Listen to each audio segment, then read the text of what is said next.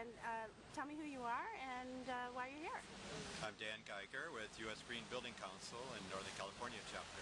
I am here to see the work of Architecture for Humanity in Haiti. We've had 4 or 5 amazing days seeing the work, absorbing the culture, trying to understand the situation. And I'm I'd have to say I'm very inspired in many, many respects. I saw a sign on the road which sort of symbolizes or is the meaning of kind of what I feel is a joyous hope. And the situation here is very, very, very difficult and very, very, very challenging. And the people with Architecture for Humanity and many, many other NGOs are doing very complex work under very challenging conditions, making a difference in a hugely difficult situation. And the people that I've met are brilliant, passionate, dedicated, thorough, and just give themselves to the whole effort.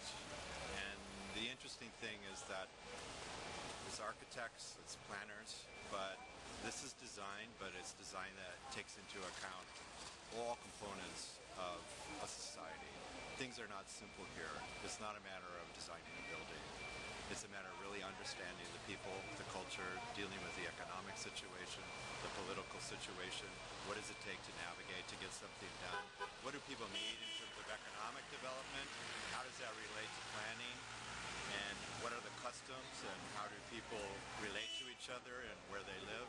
There's so many dimensions. I almost feel that people here are spending, probably this may not be true, but it feels like there's 10% drawing and 90% understanding people and really making that effort to be with the people, to get what's going on and do what needs to be done. And that's what's really inspiring.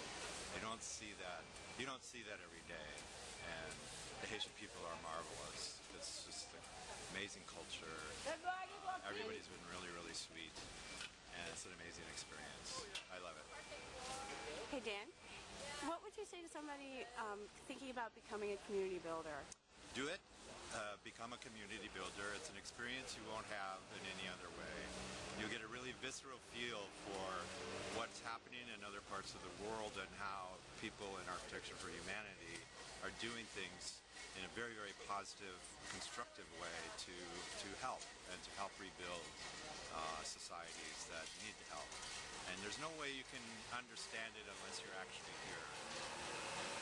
And last but not least, you're with the U.S. Green Building Council. Right.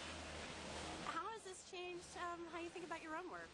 Well, you know, I think of green and sustainability.